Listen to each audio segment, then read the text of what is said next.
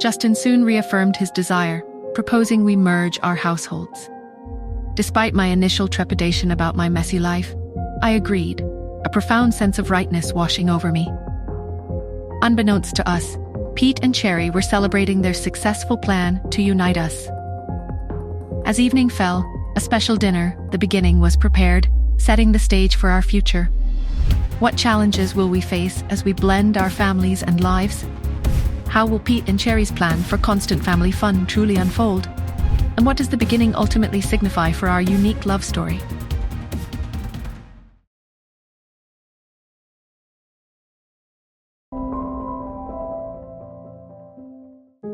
For the first time in years, waking up felt not like a duty, but a quiet joy. The thought of the plunge, the terrifying step I'd taken, now felt entirely right. Downstairs, the house was already alive with the sounds of morning. Pete and Cherry's excited chatter drifted up the grand staircase. Justin, now awake, chuckled beside me. "Sounds like breakfast is calling," he murmured, his voice husky with sleep. Later that morning, as I helped Cherry choose an outfit for the day, a delivery man appeared at the mansion's side entrance. He handed the maid a small, unassuming package wrapped in plain, brown paper. No return address, just my name. My fingers traced the coarse paper as I took it upstairs.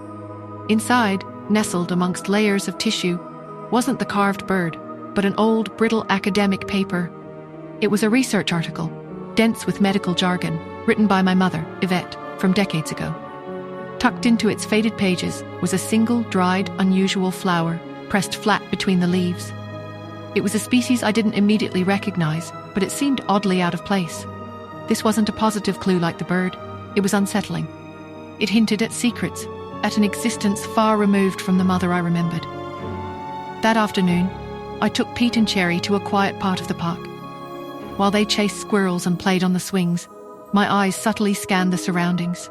A dark sedan parked for a little too long near the main path, its windows tinted.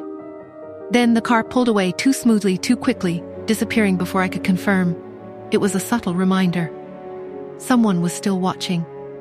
Meanwhile, in her new temporary office, Tina York seethed.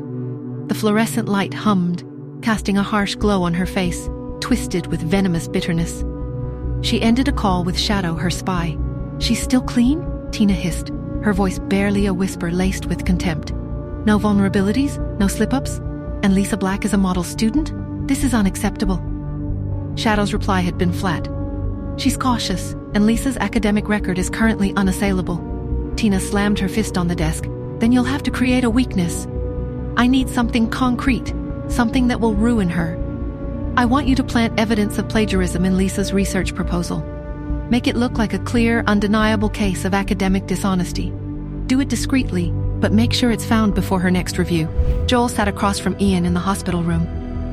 "Uncle Ian," Joel said, his voice low, "I found something about the Guardians. An old society, very secretive. They were tied to the Marston family through various projects. It seems Yvette Anderson, her true name was Marston, was a key figure." Ian's eyes narrowed, a tremor running through his frail body. "The Guardians," he whispered, his voice raspy. "Yes. They were powerful. They had a purpose, to protect something. A secret." His gaze drifted, haunted by memories. "Yvette. She tried to break free. She made a sacrifice, to protect what she believed in, to protect someone." Joel watched him, the pieces clicking into place. "And this work they mentioned? What was it?" Ian closed his eyes, a single tear tracing a path down his cheek. "It was a path to immortality, Joel, a way to control life itself. Yvette thought it was too dangerous. They want it back. And they believe Nora. Nora is the key." Yvette hid the final piece within her. Later that evening, I walked to my own room, the anonymous package, the old paper, and the dried flower on my desk. The conversation with Joel, the new details about the Guardians, the terrifying truth of my mother's past. It all swirled in my mind. Yvette hid the final piece within her. Me. I ran my hand over the antique desk, a sense of cold dread washing over me. As my fingers brushed against the underside of the ornate wooden trim, they caught on something small, thin, and smooth. I pulled it free. It was a delicate, almost invisible, paper-thin chip. A listening device, identical to the one Justin had found in the ballroom, but this one was tucked away in the most private space of my personal sanctuary. My blood ran cold. This wasn't a distant threat. They were inside, they were everywhere, and they knew. Was I being followed? Is there any inside person involved? Will I be able to keep my family safe? Hi, Nora here. If you are wondering what happens next, then download the Pocket FM app and listen to the exciting episodes of Saving Nora Now with the link in the description.